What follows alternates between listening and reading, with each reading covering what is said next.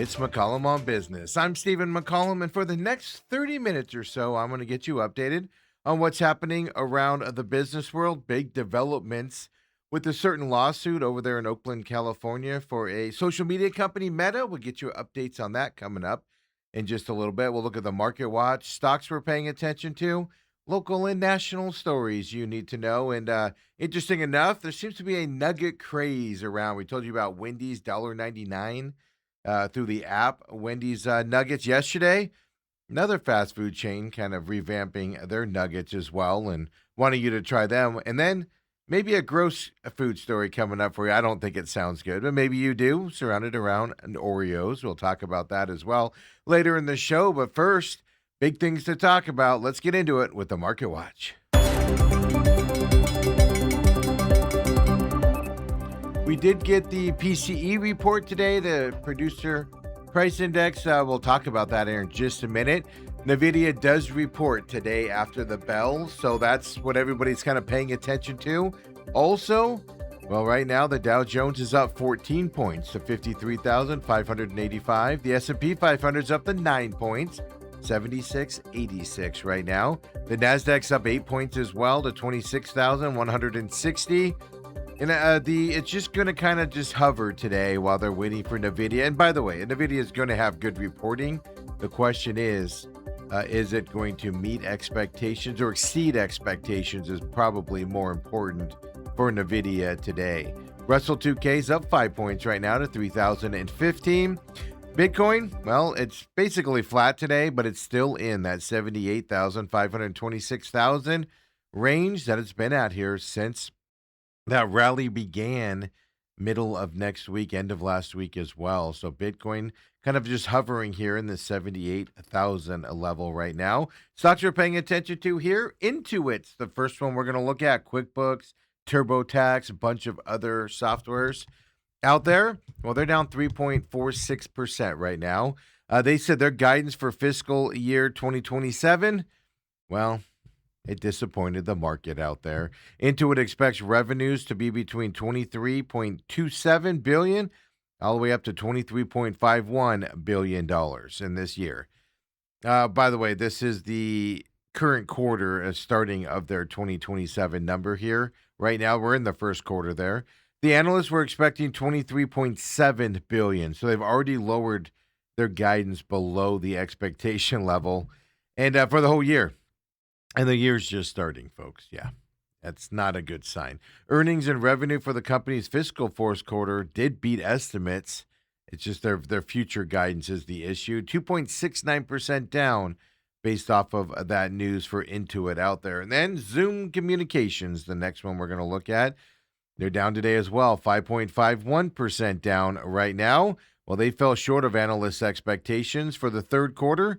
They said they expect its earnings per share to range from $1.46 to $1.48 per share. Well, estimates out there, and everybody wanted to see $1.50 per share on average. So missing their number as well. Zoom Communications down 5.51%. And then finally, we're going to look at Meta here as well. Well, Meta is up today. Well, they were up today. Let me rephrase that here. About an hour ago, we got the word of a settlement in that lawsuit in California, and that's going to be our lead story coming up here. So it's flipped on us. It's now they're down 0.18% right now for Meta platforms. So basically, Meta and those, the California State Attorney General was leading that charge there with 14 states, ultimately 29 with all the charges. States were suing Meta for the addiction and protection of kids, things that were going on up there in Oakland, California. There has been a settlement today. And so the claim was Meta deliberately made applications geared to get teenagers addicted to their software. Trial began last week. It's in the second week of it here.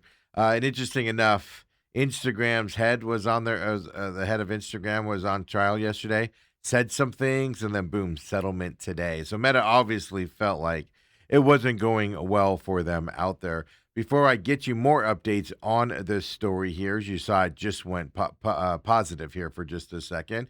When we come back later, we're going to look at Boston Scientific, Kohl's, that retailer, as well as J.M. Smucker, right? jams, etc. We're going to look at those stocks as well coming up, but let's get into that Meta story here and get you updated because it's a doozy. And even though there's a settlement, Meta is paying out a large sum of money and big changes coming to Facebook and Instagram as well. So we just got done telling you, right? Meta and that state attorneys general settled that major federal lawsuit out there about, child-related mental health is what I'll say on that, getting kids addicted to Facebook and Instagram. So it was revealed in a court filing released early this morning, the settlement was. Now, several requirements Meta is going to have to do to its apps as part of this proposed consent judgment that these companies have settled into. Now, it still needs to be approved by a judge, etc. It will be. I'm pretty sure it will be. But the framework is there and what they expect them to do. Meta, they're going to have to set daily usage limits and nighttime blocks for teenagers that use the apps. So this is, like I said, Facebook and Instagram, folks, nighttime restrictions for them. They're going to have enhanced age assurance measures that would basically prevent children from using the apps without parental approval as well. And then they're going to have to make additional tools for parents and guardians to be able to set limits, set other things on, watching what happens to their kids here on these platforms and allowing the parents to allow when the kids can be on them. So those changes are coming to the apps as part of this settlement, but more importantly, Meta agreed to pay $16.7 billion. Yeah. Now, remember, if they would have lost this trial, it could have been up to over $1 trillion the states were asking for. $1 trillion. So $16.7 billion seems like a bargain in the meantime, correct? Now, the state of California is going to receive $1.5 billion, a range of $1.5 to $2.1 billion if this gets approved for them. Now, keep in mind, California's Attorney General, Rob Bonta, is the one that was kind of spearheading this lawsuit with all the states. The settlement comes, right in the middle of the second week of the trial. The Instagram chief, he was up on the stands yesterday. He testified that he doesn't direct employees to withhold certain child safety and product information from him, in order for him to be kind of covered and mislead the public. He said he said it wasn't one of those things where there was some allegations where he wasn't being fed information. And the allegations were you're not being fed that information, so you can claim ignorance and you can tell the public one thing, not knowing the truth behind it. He denied those claims, but a settlement here today between Meta and the state's attorney general, $16.7 billion, folks. It's a lot of money out there, but you will see some changes coming up. I don't know what the time frame is. That hasn't been reported yet, at least that I've seen. This literally was breaking as I was driving in this morning. I didn't see what the time frame would be for those changes to have to go into these softwares, et cetera, out there. In other news, the personal consumption expenditures price index came out this morning as well. This is what the Fed uses as its preferred forecasting tool, so it's an important reporting. Well, it did increase a seasonally adjusted 0.2% for the month. So the annual inflation rate, still high, folks. 3.7% is where we are at on that as of this morning. The Commerce Department gives us this reporting as well. So both were 0.1 percentage points above the Dow Jones consensus level as well. So if you want to take out if you want to look at the core PCE level, which takes out the food and energy costs because of how volatile they are, core PCE posted a little bit of a gain, 0.2% and 3.3% levels for those. That is in line with forecasts. So the Fed considers both measures when they look at, what to do with what the economy's doing while they're deciding on what to do with interest rates as well. Now, but policymakers see core inflation. They look at that and they view that as the better measure of longer-term trends out there. So the report here this morning, the PCE report showed personal income did rise 0.4%, and then spending increased 0.2% as well. Interesting enough, both stronger than expected because we saw some retail reporting for July. Not good numbers there, but these were stronger here in this reporting. Goods prices actually declined on the month. They were down about 0.1%. Now, their reason why, 2.7% decrease in gasoline in those energy related goods out there. Now, gas prices are going back up again. I saw 477 yesterday driving around, going home and doing some other errands yesterday as well. A 0.9% drop in furnishings category. And that includes long-lasting household equipment, 0.9% drop in those numbers. If you want to look at services, well, those prices rose 0.3%, which included a 1.2% increase in financial services, and then insurance levels. What a shocker. Insurance continuing to go up, even though they fight with you to do claims now, folks. Yeah. But even housing rose 0.3% as well last month in this numbers. Now, the federal board doesn't meet this month officially here in August. This is the month where the Fed officials gather at Jackson Hole, Wyoming, up there. That's their annual symposium where the Fed chairman will speak. Kevin Warsh will speak on Friday. So, no official meeting this month. It's not until September. But still important things around the Fed with this meeting, the symposium this week, with Friday being a big day for Kevin Warsh's reporting as well, or his speech that he'll give out there, which leads us into American confidence levels. Yeah, well, no shocker. Well, your confidence in the American economy, well, it declined again this month. And it's a lot, no doubt about it. Well, Iran conflict and gasoline prices still staying elevated are the main reasons why. Well, the Confidence Board said, they're reporting yesterday, that the Consumer Confidence Index dipped to 89.4 in August. It was at 90.2% in July, and it keeps falling here, folks. Lowest level in 7 months is what we're at right now. Right now, it was essentially within the same range that it's been since the beginning of the year. So back in 25, early 2025, late 2024, well, readings were above 100 at those times, and now we're getting down to the high 80s. Respondents' views of the present situation actually did improve. The short-term outlook, though, is what the problem is. People aren't liking the short term, with gas prices continuing to fluctuate and cause issues out there on the market. So our confidence is down, folks.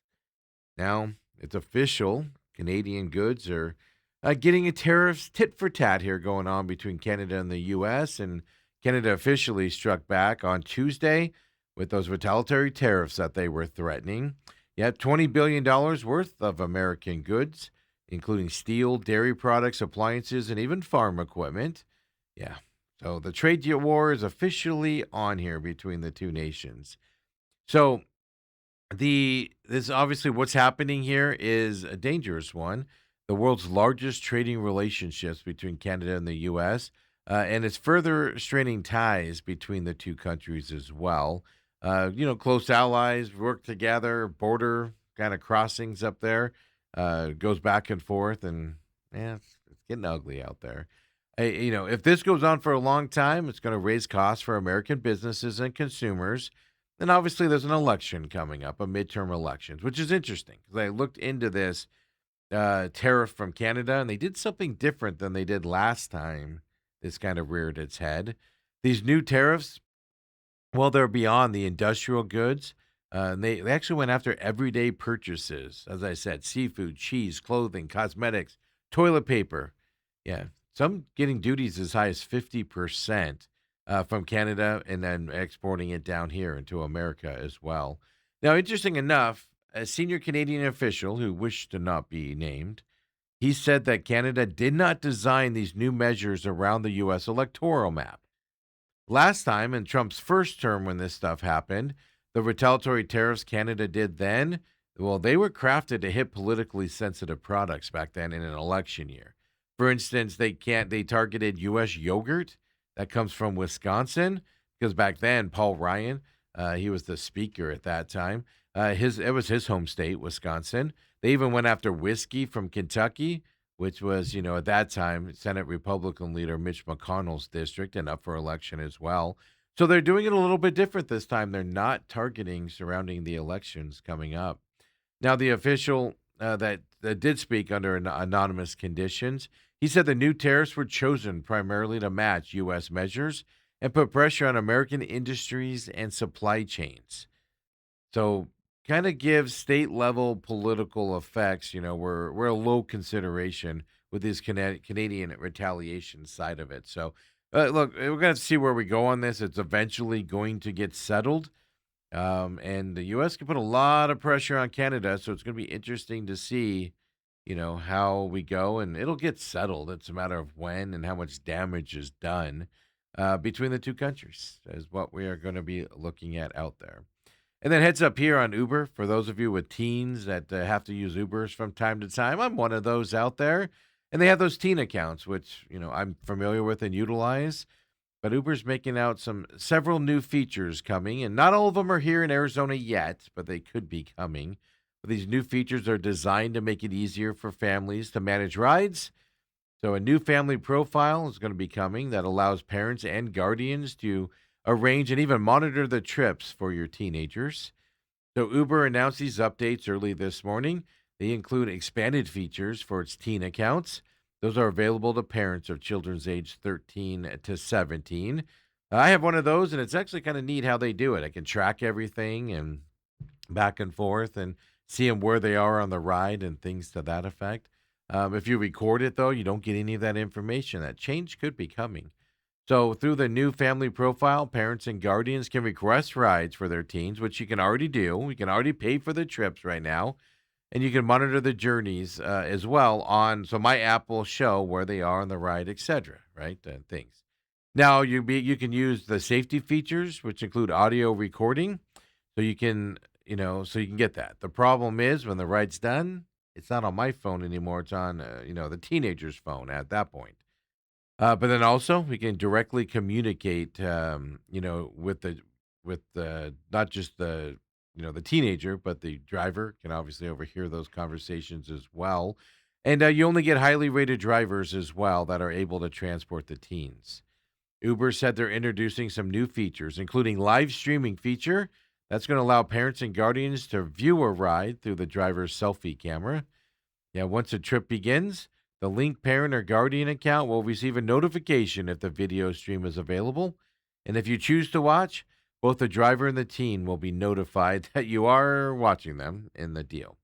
Now, only a parent or guardian whose account is linked to the teen account can access the live stream. There's no other way for other passengers traveling with the teen to opt out of appearing on camera. So if you do a ride share, a share one, it's limited at that point. The video, though, goes away right away once the ride ends. So the driver, teen, or parents or guardians, well, you cannot view it afterwards. It's only while it's going on. So the Uber does say the video is encrypted. The company, though, it hasn't given us information whether it's end-to-end encrypted, which means Uber itself wouldn't be able to access the recording. Like, do they save it on their servers? Questions that you have, right? And have to pay attention to.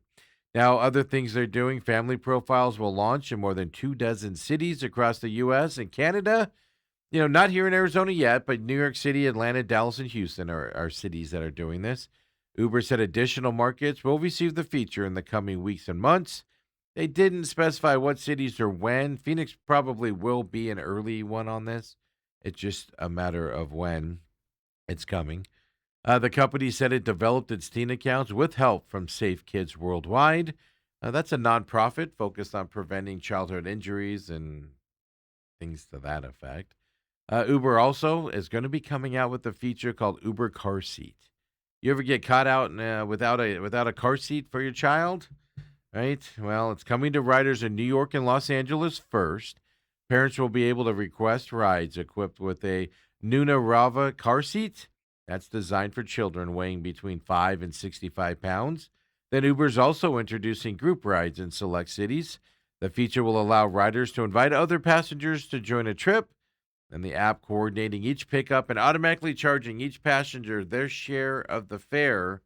That's kind of a neat feature as well. So if instead of putting in different stops and picking people up, you just tell them to join you. Yeah, that's actually a neat feature for if you're meeting a bunch of people. And then if you have difficulty using a smartphone, Uber's launching a phone-based option, right? There's a lot of elderly people that obviously, struggle to use phones or don't like to use phones. Well, this is a neat little feature for them. You can call a number 888 use Uber is what it is. To arrange a trip without using the actual app there on Uber. So just some changes, but the teen one I wanted to make y'all aware of out there as well. And it's because it's a crazy world out there, folks. Yeah. Well, what are you spending your money on? Well, credit card debt is high right now. Cost of living is even higher.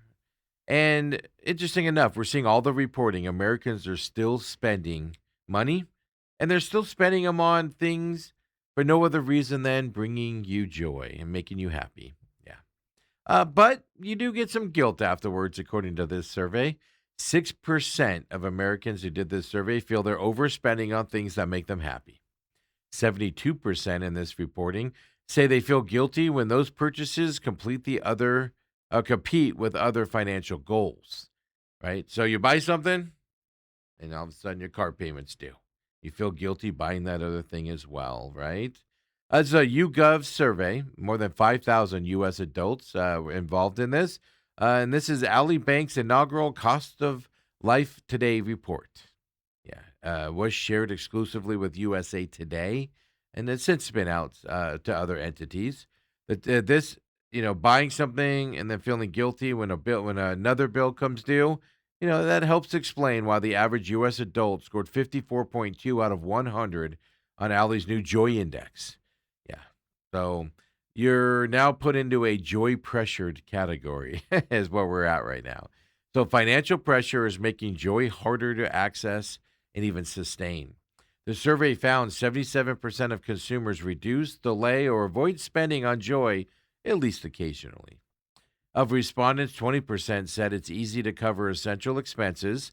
And although most reported spending on joyful experiences each month, only 15% said they're easy to afford at that time. So the give and flow.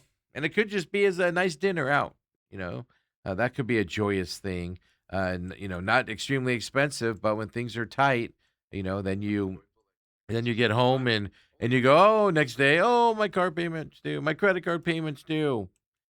Feeling guilty on that backside here in this economy. And folks, lots of reporting here today on the economy and big news out there on that Meta story. So we'll take our break here. Come on back here at McCollum on Business, get into a local story, then get you set up here with some joyful things. Food. Another fast food restaurant making changes too. It's chicken nuggets and Oreo something. If you're an Oreo fan, I don't even know if you're going to enjoy this. We'll have to find out. We'll have to find out if you like this. Come on back, folks. McCollum on Business.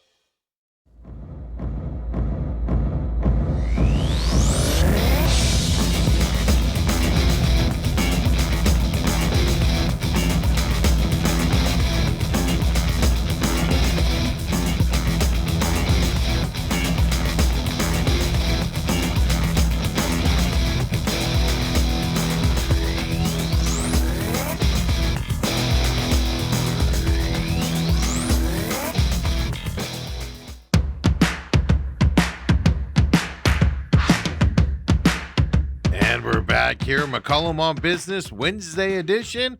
It's 7 a.m. And folks, we're glad you're joining us here live on YouTube, 7 a.m. TME Media AZ is where you can find us live, and we go right into the main event from 8 to 10 a.m. as well. Here live on YouTube. If you can't catch us live there, Well, you can catch us on demand on that YouTube channel, TME Media AZ, or on your favorite podcast system, at least for the main event. This show, not on the podcast systems as of yet.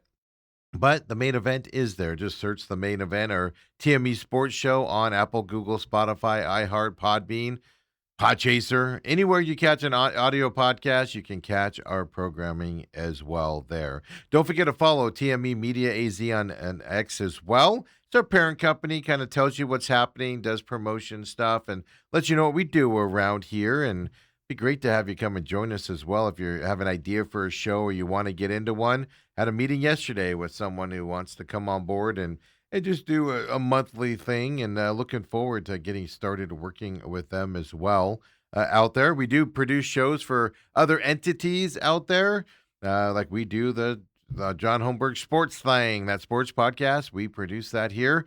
That goes out on Hubbard Radio, his company for where he works for the morning sickness over there. So we do other entities and other shows as well, produced to go out there that doesn't go out in our formats. We'd love to work with you guys as well. And don't forget, and not only is all of our programming, including the pit stop, all of our programming except for one show are all here on YouTube. Then you've got everything over on Rumble as well, including exclusively The Real Matrix. The Dr. Fauci episode part 2 came out last Friday at noon. New episode coming out this Friday at noon. To be honest with you, I don't know what this Friday's episode's about. Haven't looked into that yet, but this Friday at noon, The Real Matrix, exclusive to Rumble, rumble.com/user/TME Media is where you can find it over there. Or if you get over there, just search The Real Matrix. But all of our programming's there for those of you that don't like YouTube. And of course, The Real Matrix also on the podcasting system. Just search The Real Matrix. Angry Patriot on your favorite YouTube system or your favorite podcast system. It'll come right up for you there. No social media for that show, anything but social media for the Pit Stop. The Pit Stop Talk is where you can find that on X. And of course, there on YouTube or over on Rumble, free podcasting system. New episode as we're getting closer to the chase, coming your way tomorrow on Thursday this week. So check that out on demand on YouTube or over on Rumble or your podcasting systems. All that being said, man, let's get right back into the Market Watch. And I said that way when I said, let's get back into it, man, because look at this. Negative nilly here on the market as it's kind of turned on us here. Obviously, PCE report showing sticky inflation. 3.7% inflation level is what we saw today with that PCE reporting. Everybody's waiting for NVIDIA to do their earnings coming up after the bell today. Dow Jones right now 122 points down. The S&P 500 is down to 7 points. Nasdaq's down 99 points right now for the Nasdaq. The Russell 2K is down the 2 points right now as well. Even Bitcoin's gotten worse as the day's gone on. It was basically even earlier when we looked at it. Now it's down 310 points to 78,245 for Bitcoin here this morning. So we've seen a negative trend here as the day has gone on here on the market. Stocks we're paying attention to right now, we'll have to see what these stocks have done since I put it together about 20 minutes before showtime. Boston Scientific is the first stock we are going to look at. They're a medical devices manufacturer. They're down 4.75% today. They reported the SEC. They reported to the SEC, I should say, that a cybersecurity incident is expected to cause disruptions and even limit access to their products while they get the issue resolved. A timeline for restoration of affected products is unknown, according to the company. Obviously, cutting down services, a big cybersecurity effect means money is going to be spent. Well, Boston Scientific Corporation down 4.75% today as well. And interesting enough, medical devices manufacturer, they didn't go into too many details on products, what's happened with those products. So we're still waiting for those details to come out as well. Then we'll look at the retailer out there, Kohl's. We paid attention to Kohl's over the last couple years, right? They had an aging customer base. They were trying to become more modern with Sephora in their stores, and more clothes for younger people would attract to them. And they actually started turning it around. They've had some good quarters lately as well. We haven't looked at them in a little bit. because the turnaround was looking good. Well, they're down 0.74% here today. Kohl's Corporation is. Well, now it's reported that comparable sales for Kohl's stores fell 0.9% in the second quarter. Everybody was expecting a slide of 0.6%, the worst slide on comparable sales than expectations. They did revise its guidance higher for their full year outlook, however. Now, partly, well, because the $150 million in tariff refunds they received during the second quarter. Obviously, you get $150 million pumped back into your company, you're going to have better numbers, and that's why they hiked their outlook out there as well. They also, Kohl's said they were going to restart share buybacks of up to $100 million here. Remaining 2026 is when they're going to do that. Kohl's Corporation down 0.88% right now with all of that information as we are looking at it now. Now, let's talk some jelly out there. I know they do other things. They do Uncrustable sandwiches and Cafe Bustelo, let alone the jelly and jams. Well, they're up 2.54%. JM Smucker is so far today. They posted for their fiscal first quarter results. Revenue of $2.22 billion. Well, came in pretty hefty above the expectation level of $2.13 billion. They also reported adjusted earnings per share of $3.24. Yeah. So big numbers for JM Smuckers here as well. And Uncrustables get a big boost this time of year if you didn't know. I don't know how big of a boost it gets, but the NFL and football players eat Uncrustables in ungodly amounts this time of year. Kind of like the replenishment and protein bunch that they get there. And so sales, sales up with football season going. Now let's get into one local story, and then we got a couple food stories coming your way. You want to stay tuned for these, folks. University of Arizona College of Medicine up here in Phoenix. The Phoenix version of it, well, it's going to open the nation's first MD granting medical school on tribal land coming up in 2027. Yes. So they're collaborating. University of Arizona is collaborating with Gila River Indian Community and its Gila River Healthcare to open a branch on the health systems campus in Sacaton, Arizona. That's, if you don't know where that is, it's about 40 miles south of town here on the Gila River thing. So think like you're going to Casa Grande or Tucson. It's when you leave Ray Road and the Riggs and stuff. That's the Gila River right there with those. I hate to say it, those casinos are down there. This will be the first campus on tribal land of an allotropic or MD medical school in the nation coming your way. Now, interesting enough, there is an osteopathic school within the Cherokee Nation over in Oklahoma, but that's a doctor of orthopedic medicine. That's a DO school, so not an MD school. That's the difference there as well between it. But opening up down there, just south of town on that Gila River tribe coming up here as well, and which I find it interesting, right? Instead of having these University of Arizona medical buildings in downtown Phoenix, right, and then Tucson, yeah, put them in between the two. That way you can kind of meet in the middle out there as well. Okay. Now brace yourself here, folks. If you're driving into work, if you're, just thinking you're hungry, I'm going to give you the food story that is weird right off the bat. So if you like food, if you like weird food, if you like fast food weirdness and grossness, different things, well, you'll want to pay attention here as well because KFC and Nabisco have gotten together. Doesn't that just sound like a natural corroboration as well? Yeah. They revealed their fried chicken flavored Oreo cookies. Yeah. They did this in China, folks. Look at this.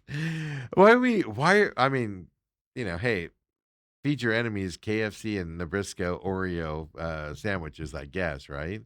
Yeah, the companies have reversed the fusion to create the Oreo original recipe chicken burger now. Yeah. Yeah.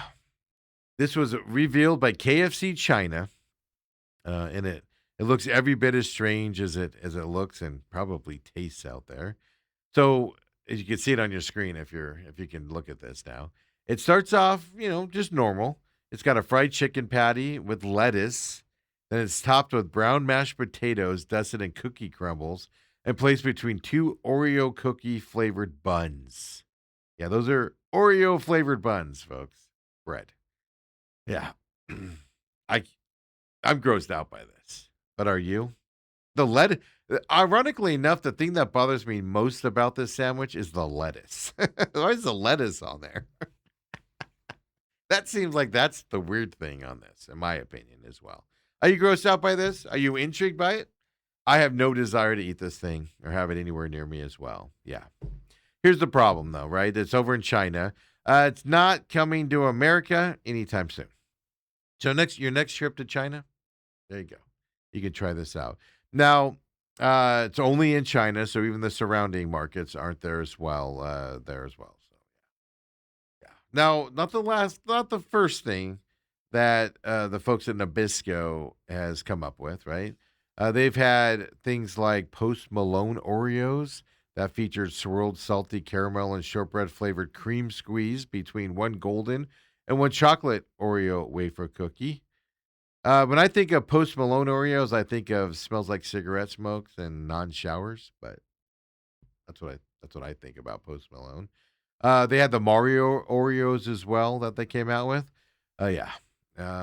They even did the Ritz Oreo at one point, and now in China, at least, not here in America, but in China as well. So, Anne says on the YouTube chat, Daphne says that looks disgusting. Yeah, and she says she agrees with her. No, thank you, Daphne, being her daughter. Hey, Daphne, how you doing? Long time no see. Autumn says thoroughly disgusting as well. I know, doesn't that? And like I said, I have a problem with the whole thing, but the lettuce just seems like it doesn't belong on that thing at all. So that's left to China. We'll leave that unholiness over to China and everything. But we talked about yesterday, $1.99 chicken nuggets at Wendy's through their app with the purchase of something else. Hopefully, through September 27th, I think is what it was, but through the middle of September at least. So get on that. But now, Burger King's getting in on this as well, right? We know Burger King improved its Whopper. We told you about that here at McCollum on Business a few weeks ago. But now they're upgrading their chicken nuggets as well. So September 1st is the date here. Burger King will start serving the new chicken nuggets made with 100% white meat chicken, crispier golden breading, and an enhanced marinade for a juicier bite. Burger King put this out in a big press release yesterday. They're going to be served in a box now, rather than that bag that they used to come into. And they say that's going to be a better experience. Yeah, they're not going to fall over the bottom of my bag that I have to dig them out of. The box I can open when I want it. Yeah. So they're upgrading their food, right? Back in February, they did the Whopper sandwich as well. And at that time, they took suggestions from customers who had called or texted Burger King to tell them what was wrong with the Whopper. And that resulted in the sandwich being served on a better bun, better tasting mayo, and also in a box. So customer things, right? And now here with these nuggets, customer suggestions led to these new nuggets as well. The chicken nuggets were declared by customers as the old ones, the ones currently there, rubbery, dry. Even some people like called in and said they're disappointing. Burger King took all that into account, thousands of texts, calls, and comments to come out with these new changes here for the nuggets coming your way and things to that effect. Ethan says, it looks like McDonald's and Wendy's nuggets. Well, that's the thing, right? That was annoying. They brought them in those bags, and you'd pick the bag up upside down, and it'd spill over the bottom. And then you're driving down the road with your knee trying to dig them out of the bag. It's a whole thing. It's a whole thing. So Burger King, September 1st as well. Why is there lettuce on that Oreo burger or chicken thing? Why is there lettuce on there? Folks, I appreciate you joining me here on McCollum on Business here on this Wednesday morning. We'll see you tomorrow, 7 a.m. tomorrow. We roll right into the main event today. Coach Sheehan from Scottsdale Christian Academy joins me at 9 o'clock. Dale Hillister is off for the next 3 days. He's doing some NFL fun stuff up there in Las Vegas from his 17-year playing career. So I've got to mention when I say his name, contractually obligated. But I'll get you going here with Coach Sheehan coming up at 9 o'clock. I'll be live 8 to 10. So come and join me here on YouTube or catch all of our programming on YouTube or over on Rumble. We'll see you there, folks. Have a great afternoon.